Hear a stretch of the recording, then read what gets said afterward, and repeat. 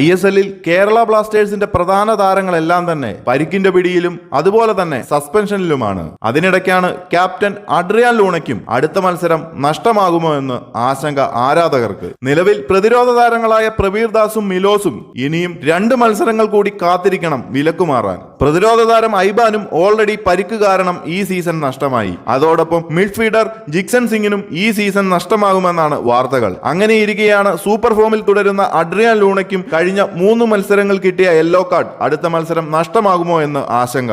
ഇതിൽ ഒഡീഷ FCയുമായി നടന്ന അവസാന മത്സരത്തിൽ കിട്ടിയ യെല്ലോ കാർഡ് തികച്ചും റഫറിയുടെ അറിവില്ലായ്മ തന്നെയാണെന്ന് പറയേണ്ടി വരും. ഫുട്ബോളിന്റെ അടിസ്ഥാന നിയമങ്ങൾ പോലും അറിയാത്ത കുറച്ചുപേരെ മത്സരങ്ങളുടെ റഫറിംഗിൽ ഉൾപ്പെടുത്തിയാൽ ഇതുപോലെ മണ്ടത്തരങ്ങളായ തീരുമാനങ്ങൾ ഇനിയും ഉണ്ടാകും. എന്നാലും ലൂണയുടെ കാര്യത്തിൽ പേടിക്കേണ്ടതില്ല. ISLന്റെ നിയമങ്ങൾ അനുസരിച്ച് 3 മത്സരങ്ങളിലെ യെല്ലോ കാർഡ് ആയിരിക്കില്ല. 4 മത്സരങ്ങളിൽ അടുപ്പിച്ച് യെല്ലോ കാർഡ് കിട്ടിയാൽ മാത്രമേ അടുത്ത മത്സരത്തിൽ പുറത്തിരിക്കേണ്ടി വരൂ.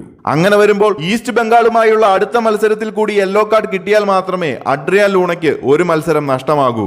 ഇനി ഈസ്റ്റ് ബംഗാളിനെതിരെ യെല്ലോ കാർഡ് കിട്ടിയാലും കേരള ബ്ലാസ്റ്റേഴ്സിനെ സംബന്ധിച്ച് പേടിക്കേണ്ടതില്ല. എന്തെന്നാൽ പിന്നീട് വരുന്ന മത്സരം ഹൈദരാബാദ് FCയുമായിട്ടാണ്. നിലവിൽ മികച്ചൊരു ടീമെന്ന് അവകാശപ്പെടാൻ സാധിക്കാത്ത ഹൈദരാബാദ് FCയെ നേരിടാൻ ലൂണയുടെ നേതൃത്വം ഇല്ലാതെ തന്നെ ബ്ലാസ്റ്റേഴ്സിന് സാധിക്കും. അതിനാൽ തന്നെ കേരള ബ്ലാസ്റ്റേഴ്സിന് അധികം ആശങ്കപ്പെടേണ്ട കാര്യമില്ല. കൂടുതൽ ISL അപ്ഡേറ്റുകൾക്കായി ചാനൽ മറക്കാതെ ഒന്ന് സബ്സ്ക്രൈബ് ചെയ്യുക.